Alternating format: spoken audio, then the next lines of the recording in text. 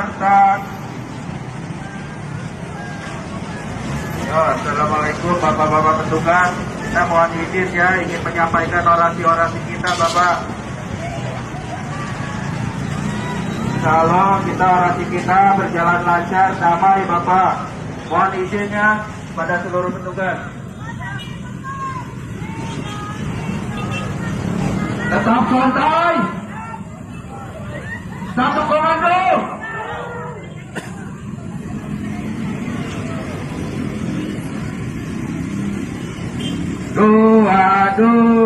Dua putaran. Pilkada juga 2 putaran. Ayo kita kumpul dulu, kumpul. Tolong kawan-kawan relawan, ormas dan lain-lainnya, kita tertib. Kita sampaikan aspirasi kita dengan baik, dengan cara yang sopan, yang santun. Mari kita bersatu. Maju-maju semua merapat dengan rapi, dengan tertib.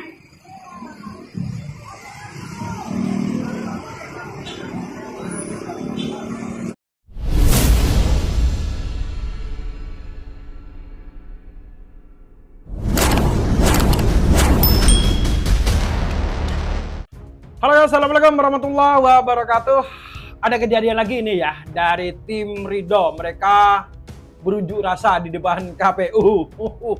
Wow, ngebet banget ya. Memang ya mereka itu tidak tahu malu ya sebenarnya ya. Pengen 2 putaran. Sudah jelas tim Pramono Anung itu mendapatkan suara lebih dari 50%. Tapi mereka masih saja ngotot. Padahal suaranya cuma 39% kawan ya. Itu pun sudah mentok. Lalu kalau ada putaran kedua mereka mau rangkul massa dari mana? Pendukung dari mana? Padahal 39% itu sudah mentok. Lagian ya, lain halnya dengan suara Pramono Anung. Kalau Abah Anies masih mendukung Pramono Anung, tentu joker suara Bapak Anies itu masih ada di Jakarta. Ini mengapa saya mengatakan demikian? Anda tahu kan pemilih Jakarta di pilkada kemarin cuma separuhnya saja, cuma 53%. 47%-nya itu bisa dikatakan gercos atau golput. Itu tidak mungkin suaranya Ridwan Kamil atau Suswono.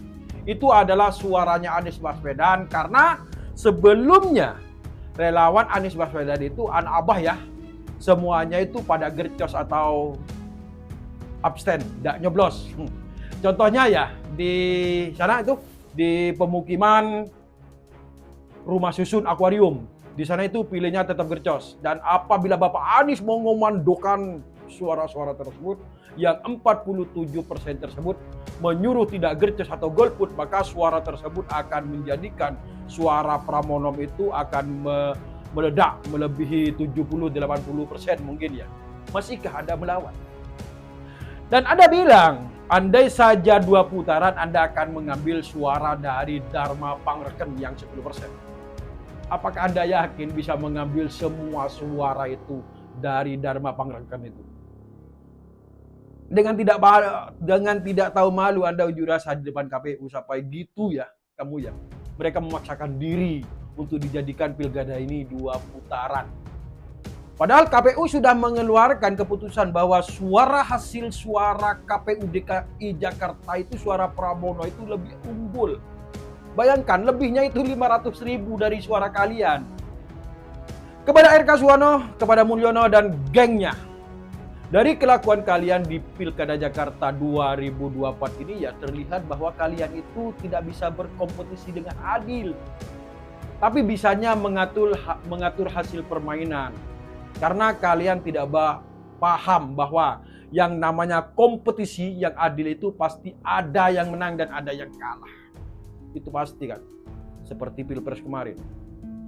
Tapi di kompetisi Pilkada Jakarta 2024 ini kalian yang sudah jelas kalah 1 putaran bukannya mengaku kekalahan dengan gagah dan hormat. Tapi malah bertingkah seperti pecundang. Kalian semua malah berisik, tidak jelas memaksakan maunya kalian untuk pilkada 2 putaran. Kalian malah menolak untuk tanda tangan di banyak TPS. Mau Anda itu apa? Kalian malah bikin emosi ya, tidak percaya terhadap KPU. Padahal anak SD juga bisa ngitung kawan ya, kalau Pramdul itu yang menang 1 putaran. Apa sih sulitnya menjumlahkan semua perolehan suara dari From C1 yang ada di rekap resmi KPU itu yang telah dipresentasikan? Selesai. Hasilnya udah pasti Pram menang 50% lebih. Ada yang nggak percaya, kalian ngitung aja sendiri. Tapi sepertinya ini bukan masalah percaya atau tidak percaya ini ya. Bukan masalah kemampuan berhitung matematika sederhana, tapi ini masalah yang ada pada semua orang yang tidak pernah bertanding secara adil, yaitu mental pecundang, tidak mau menerima dan mengakui kekalahan. Ini bukan masalah dukungan Mulyono atau Prabowo, kawan yang kemarin cuti di hari Minggu, bukan. Bukan mengenai seberapa banyak dana logistik kalian. Ini mengenai apa mau kalian. Ini adalah mengenai apa maunya warga Jakarta. Dan masyarakat Jakarta sudah menentukan tanggal 27 kemarin bahwa Pramdul menang 1 putaran. Wassalamualaikum warahmatullahi wabarakatuh.